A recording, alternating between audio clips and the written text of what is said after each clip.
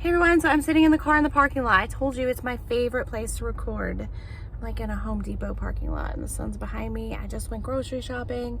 But I got to thinking as I was in the grocery store, smiling at people as I do, I don't necessarily always engage in a conversation because these days people are a little busy. So unless I know you, I typically won't try to engage you in a conversation, but I will smile. And if you see open, I'll say hello as if I know you. And then if the person talks to me, then I'll stand there and listen to their conversation. I think it's important that everybody feels heard. So if you go out there and you're open to hearing from people, people will actually be really friendly. They'll be nice. They'll open up to you. Yes, you know what? It may take an extra 15, 30 minutes at the store, sometimes an extra 5 minutes, but who cares? You're giving another human being a chance to speak and feel connected. We all need that connection, right? The other day in Dollar Tree, I was in there looking for, I was in there looking for containers.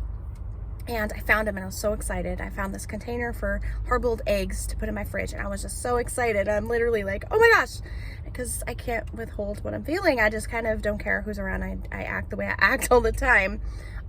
So anyway, my point is I was really excited. So I paused and I don't know, maybe I seemed warm and welcoming enough that this older woman, she said, today, it's very quiet in here today. And perhaps they knew we had a headache. And perhaps they knew that a quiet store would be good for us today. And I said, maybe that's a good point. I'm sorry to hear you have a headache, but I'm grateful for a quiet store for you. And then she kept going and she went to the frozen section. Next thing I know, I'm putting all these storage containers for meal prep in my thing. And she comes over with this bag of chicken dumplings. She says, hey, do you like Chinese food? Sorry, she hadn't come over yet. She's at the end of the aisle. Do you like Chinese food? I was like, me? She's like, yeah. And I was like, oh yeah, I like Chinese food. I haven't had it in a while, but I do enjoy it. And she brought these chicken dumplings over and she says, these.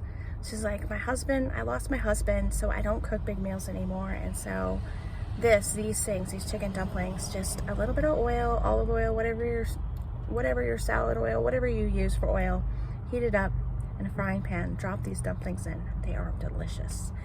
And I said, well, thank you so much for that recommendation. I will have to give that a try. I didn't say, oh, I don't eat this. I'm on a Whole30 diet. I can't eat these things until after February. I didn't say, oh, well, I'll try them in March. I didn't do any of that because it wasn't about me. It was about this woman feeling like she shared something and connected with another human being. And in that moment, she smiled and she wandered off to her car. And I thought, as I got in my car and drove home, I wish I had gotten her name, because more elderly people that have lost their loved ones, she might have a family and I hope she does, but I wish I had learned a little bit more about her, because as much as I say that people drive me crazy and they're too much, I actually am really extroverted and I feel so fueled after I'm out saying hello to people, even people that are grumpy. I don't always get that positive experience from others. So I'm very grateful to the woman in Dollar Tree about a week ago who paused, taught me something about cooking and these chicken dumplings, and I'll probably give them a try just for her, just because she shared it with me. I'll give them a try next month. Please be kind and connect with others. We're humans. We need that connection, even if it's just a little bit of time. I love you. Be well.